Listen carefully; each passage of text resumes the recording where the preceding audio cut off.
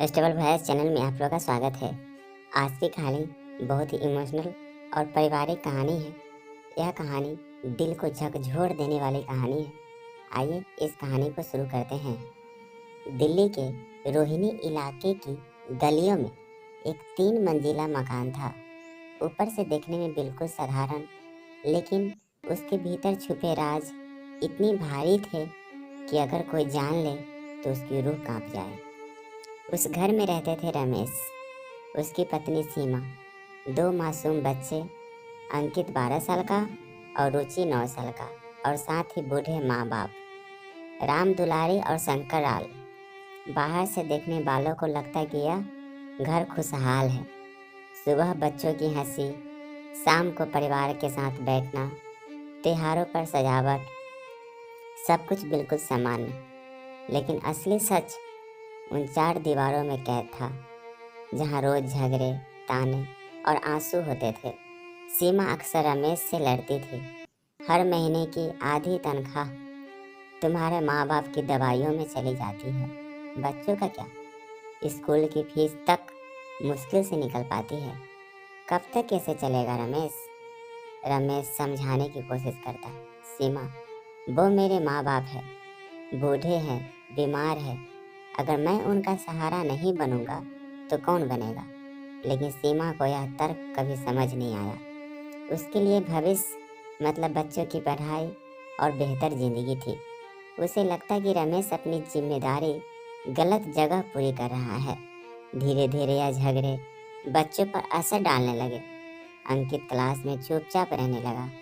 रुचि बार बार रात को रोते हुए जाग जाती। दोनों समझ नहीं पाते कि माँ पापा हर वक्त क्यों लड़ते हैं। बूढ़ी माँ राम दुलारी यह सब देखती और मन ही मन तड़पती। कई बार उन्होंने सीमा को समझाने की कोशिश की, बेटा बेटी के सामने झगड़ा मत किया करो, बच्चे सब समझ जाते हैं। लेकिन सीमा का गुस्सा और बढ़ जाता। अम्मा जी, अगर आपको इतना ही बुरा लगता है तो आप दोनों कहीं और चले जाइए। आपके कारण ही हमारा घर नरक बना है। यह सुनकर बूढ़ी माँ अक्सर चुप हो जाती। उनकी आंखें नम हो जाती और वे अपने कमरे में जाकर भगवान से प्रार्थना करती, हे राम, मेरे बेटे का परिवार बचा लो। रमेश उस खींचातानी में पीस रहा था। एक तरफ बीमार माँ बाप का दर्द, दूसरी तरफ पत्नी और बच्चों की परेशानियाँ। वो हर रात देर तक जागता और सोचता, क्या सच में मैंने गलत किया है? क्या माँ बाप की सेवा करना गुनाह है? लेकिन उसे कोई जवाब नहीं मिलता। मासूम दिलों का बोझ। समय धीरे धीरे आगे बढ़ रहा था, लेकिन घर का माहौल और जहरीला होता जा रहा था। सीमा अब खुलेआम रमेश से कहने लगी थी, अगर तुम्हारे माँ बाप का इतना ही ख्याल है तो अलग घर ले लो, हम बच्चों के साथ अकेले रहेंगे। मुझे ये रोज की लड़ाई नहीं चाहिए। रमेश को ये शब्द तीर की तरह लगते। उसे पता था कि अलग होना उसके बूढ़े माँ बाप के लिए मौत जैसा होगा। वे दोनों अपने पोते पोती को देख कर ही जी रहे थे, लेकिन इन झगड़ों का असर सबसे ज़्यादा बच्चों पर पड़ रहा था। अंकित अब पढ़ाई में पीछे रहने लगा।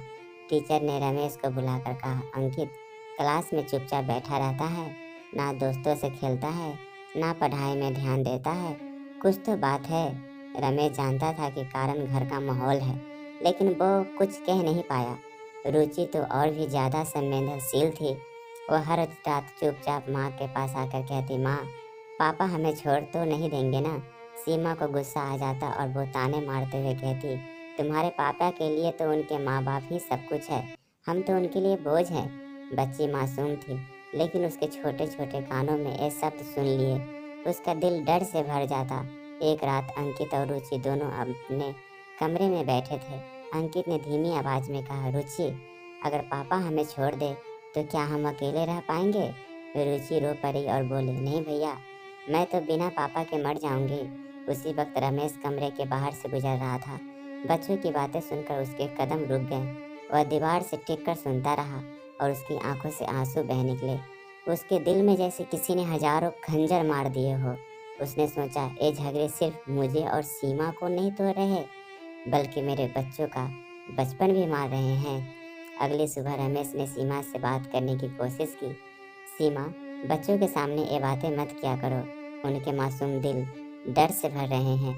लेकिन सीमा ने ताना मारा, तो क्या करूं, चुपचाप देखती रहूं कि तुम्हारे माँ बाप की वजह से हमारे बच्चे भूखे मरे। अगर तुम्हें इतनी चिंता है तो एक काम करो, अपने बच्चों को भी छोड़ दो और अपने माँ बाप की सेवा में लग जाओ। ये सब सुनकर रमेश भीतर से हिल गया। उस रात जब वो ऑफिस से लौट कर आया तो देखा कि बूढ़े पिता शंकर लाल को तेजी खांसी का दौरा पड़ा है। वो हाँफते हुए बोले, बेटा, हमें लगता है हम इस घर के लिए बोझ बन गए हैं। अगर हम ना रहे तो शायद तुम्हारा परिवार संभल जाए। रमेश ने तुरंत उन्हें चुप कराया, लेकिन अंदर ही अंदर वह टूट चुका था। वह रात जिसने सब बदल दिया। रात का सन्नाटा था, घर में सब सो चुके थे, लेकिन रमेश जाग रहा था। उसे नींद नहीं आ रही थी। मन में लगातार बच्चों की बातें गूंज रही थी। पापा हमें छोड़ तो नहीं देंगे ना? अचानक कमरे से खांसी और चीख की आवाज़ आई। रमेश दौड़कर पहुंचा तो देखा उसके पिता शंकर लाल जमीन पर गिरे हुए हैं। सांस तेज चल रही है, पूरा शरीर कांप रहा था। रमेश ने तुरंत उन्हें उठाया और चिल्लाकर बोला, सीमा, जल्दी उठो, पापा की तबीयत बिगड़ गई है। सीमा अनमने ढंग से उठी। उसने बिना भाव के कहा, रात के 2 बजे कहाँ ले जाओगे? डॉक्टर सुबह दिखा लेना। ये सुनकर रमेश का खून खौल उठा। सीमा, ये मेरे पिता है, इनके लिए हर पल कीमती है, मैं अकेला ही ले जाऊंगा। उसने बिना देर किए पिताजी को गाड़ी में डाला और अस्पताल भागा। बच्चे दरवाजे पर खड़े थे। अंकित डरते डरते बोला, माँ, दादाजी मर तो नहीं जाएंगे? सीमा चिढ़ कर बोली, अगर मर भी गए तो अच्छा ही होगा, बोझ तो कम होगा। यह सुनते ही रुचि की आंखों में आंसू बहने लगे। वह कमरे में भागकर बिस्तर पर मुंह छिपाकर रोने लगी। अस्पताल में डॉक्टरों ने शंकर लाल को आईसीयू में भर्ती कर लिया। रात भर रमेश वहीं बैठा रहा। सुबह होने तक हालात थोड़ी संभली। डॉक्टर ने कहा, इनकी बीमारी बहुत पुरानी है, दवाइयों और अच्छे माहौल की ज़रूरत है, तनाव इन्हें और बिगाड़ देगा। रमेश जानता था कि तनाव का असली कारण घर का माहौल है। जब वह सुबह घर लौटा तो देखा कि बच्चे दरवाजे पर ही बैठे उसका इंतजार कर रहे थे। अंकित भागकर गले लग गया और बोला, पापा, आप हमें छोड़कर मत जाना, कल रात माँ कह रही थी कि आप हमें छोड़ देंगे। रमेश जैसे पत्थर का हो गया। उसने बच्चों को कसकर गले लगा लिया। उसकी आंखों से आंसू बह निकले। उस रात जब घर में सन्नाटा था, रमेश ने सीमा से कहा, सीमा, अगर तुम्हें लगता है कि मेरे माँ बाप बोझ है तो मैं ही इस घर से चला जाऊंगा, लेकिन याद रखना, माँ बाप को छोड़ने वाला बेटा दुनिया का सबसे बड़ा गुनहगार कहलाता है।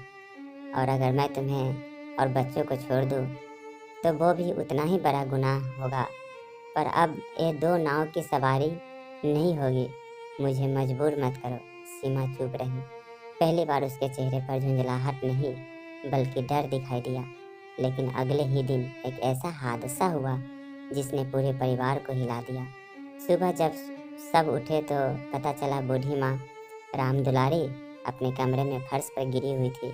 उनके हाथ में एक चिट्ठी थी जिस पर लिखा था, बेटा रमेश, हम सच में तुम्हारे परिवार के लिए बोझ है, इसलिए हम खुद ही किनारा कर रहे हैं। तुम अपनी पत्नी और बच्चों के साथ खुश रहना, हमें भूल जाना। चिट्ठी पढ़ते ही पूरा घर सन्नाटे में डूब गया।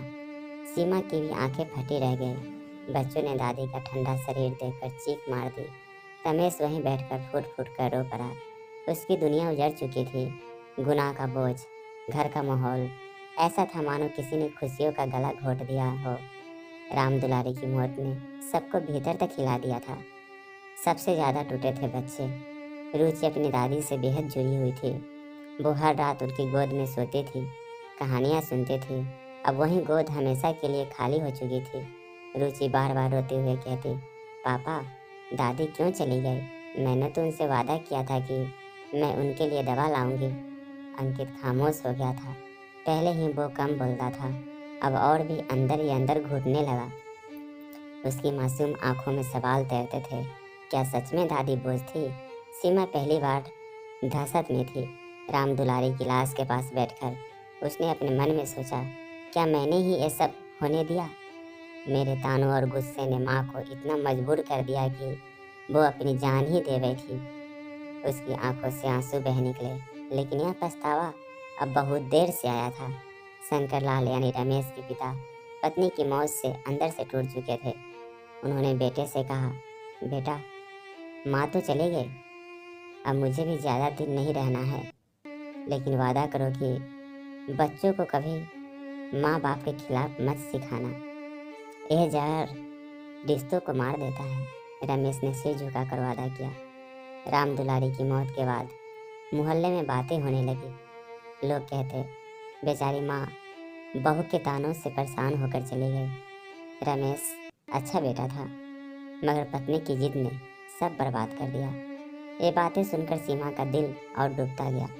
वह खुद को ही इस मौत का जिम्मेदार मानने लगी। एक दिन रुचि ने सीमा से सीधा सवाल किया, माँ, क्या सच में आप ही की वजह से दादी मर गई? यह सुनकर सीमा जैसे पत्थर हो गई। उसने बच्चे को गले लगाया और फूट फूट कर रो पड़ी। उस रात उसने भगवान से प्रार्थना की, हे भगवान, मुझे सजा देना हो तो मुझे देना, लेकिन मेरे बच्चे का बचपन मत छीनना। रमेश और भी चुप रहने लगा। उसके भीतर गुस्सा और दर्द का ज्वालामुखी था, लेकिन उसने कुछ नहीं कहा। वह जानता था कि अगर उसने सीमा का टूटकर गुस्सा उतारा तो बच्चे और डर जाएंगे।